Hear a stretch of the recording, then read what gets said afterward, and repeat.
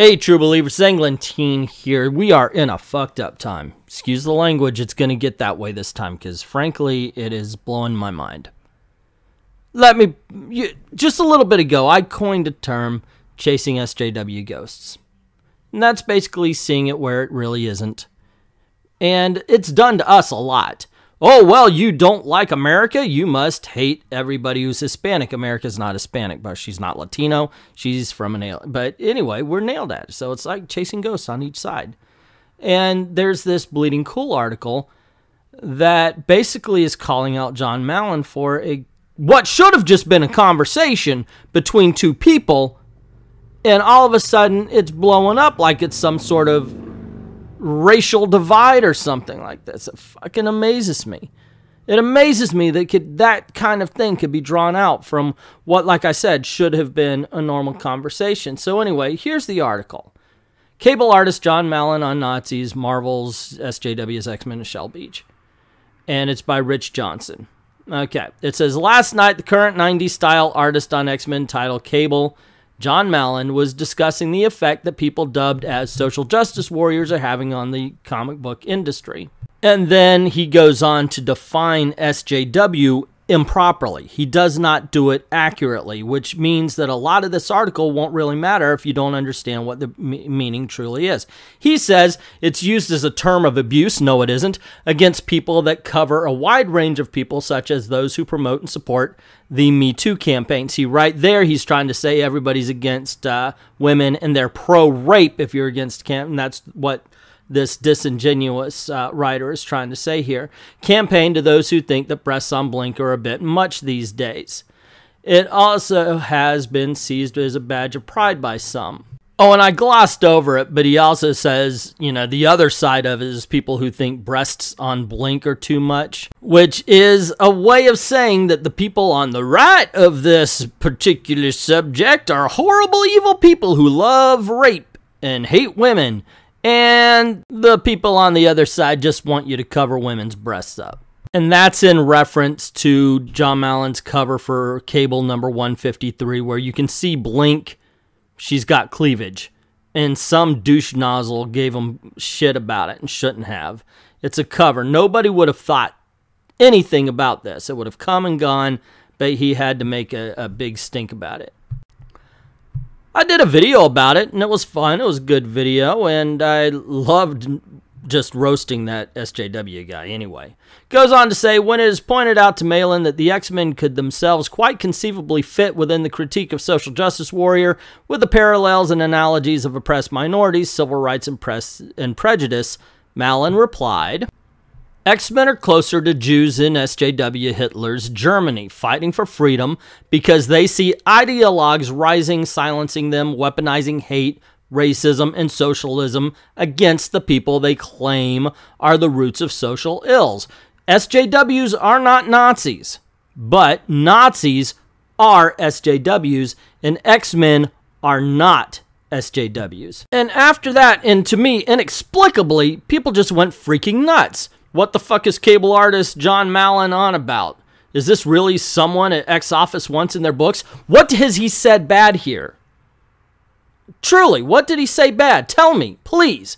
X-Men are closer to Jews in SJW's Hitler, fighting for freedom, blah, blah, blah. He insults nobody but Nazis. So, are they mad that he's insulting Nazis? Why are they angry at this? And he goes on to say, glad to expose the vipers in the nest that is growing SJW infestation of this industry that is killing creative voices that politically differ. Afraid to take creative chances for fear of the slightest offense, including attacking a 95-year-old Stan Lee and the closing comic shops everywhere. He's right almost about everything. And even if you don't agree, well, he didn't say anything racist. He didn't. There was no racism there.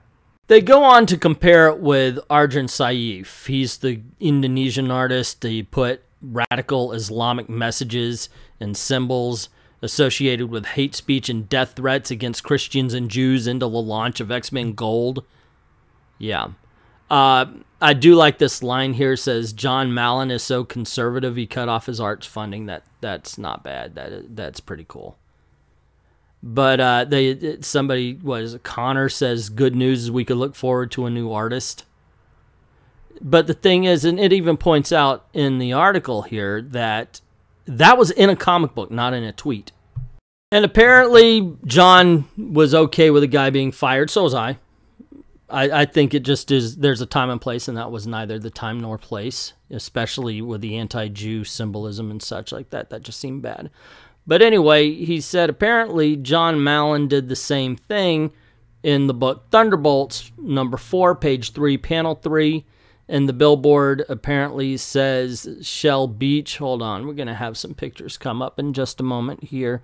And yeah, you could see the billboard says Shell Beach. Now, I think nothing of it. I don't know. It is sleepy little town right out of Norman Rockwell painting, but underneath, okay, it's a picture of Shell Beach. Well, apparently somebody has tinfoil hatted this into some sort of alt-right symbol, which, like I said, somebody also decided that True Believers was a racist code instead of me just riffing off of what Stan Lee used to call us in the beginning of every comic book and cartoon back in the 70s and 80s.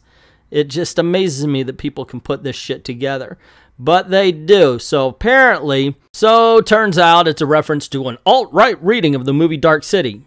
Okay, so let's talk about The Matrix instead, which is talking about the red pill, and it makes you avoid social justice. And not social justice. It doesn't make you avoid social justice. What it's saying is it shows you truth. It shows you truth behind what the government is telling you. That's what it means. It's kind of silly how they get these things wrong. Anyway, charming, yes, but not only diverse of movie franchise, but created by and directed by a trans woman. Okay, once again, social justice does not mean, oh wow, you hate somebody who is. It doesn't have anything to do with what anyone is. It's about politics. It's about the political stance. It's about treating them as only that. So not so much the filmmaker, but just the fact, and treating it like that's the only thing that person ever has to offer.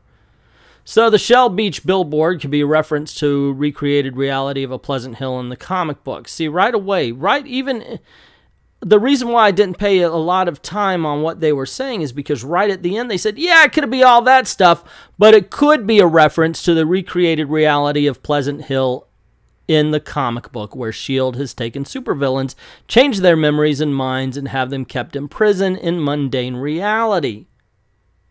So what it's saying is it could be this evil tin hat thing that we're saying, and it's all conspiracy theory, and Jon Malin is a Nazi because he says nothing?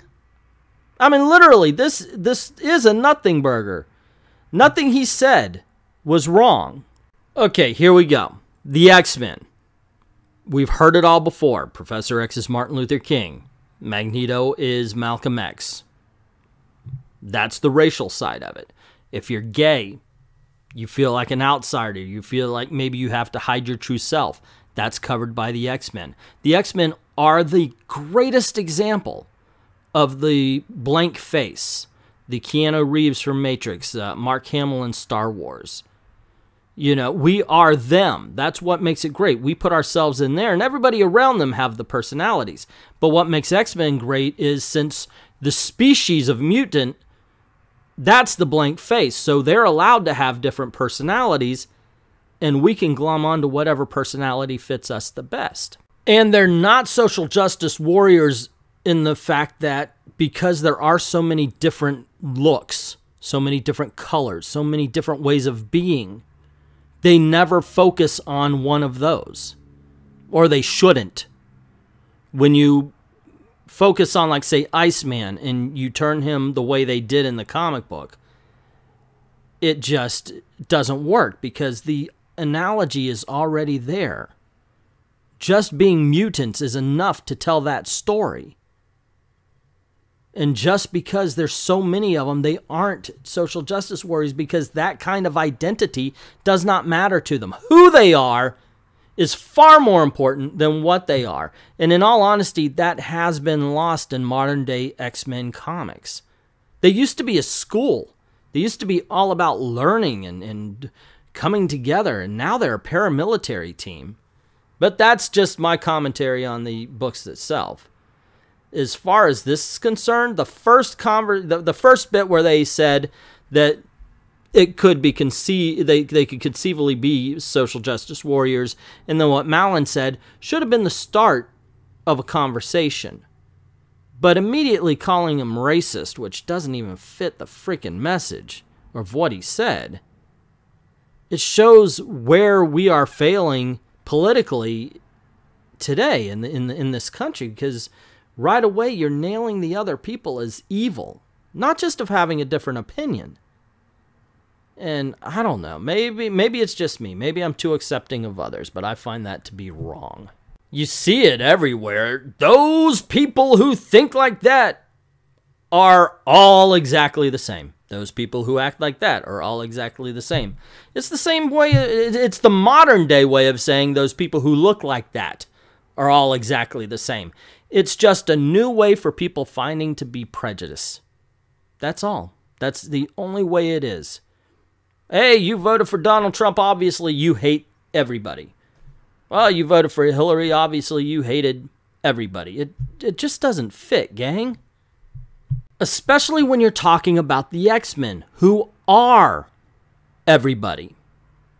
But that's just me, and that's my opinion. What is yours? So how far off am I on this? Or do you actually agree with some of the points? Let me know in the comments below. Also, if you like this video, you want to see more, click like, click share, subscribe, of course, and if you haven't done it already, or if you have, just make sure that that notification bell has been rung so you don't miss anything that happens around these parts. Also, this is the way we make a living, so if you don't mind, go on over to Patreon, drop $1 in the till, help us keep the lights on around here, and help us keep making videos for you, because it's just damn fun to do. Thank everybody who's already done that. To everyone, all of the true believers. Not a racist statement, it's Stan Lee, trust me. Thank you very, very much for watching.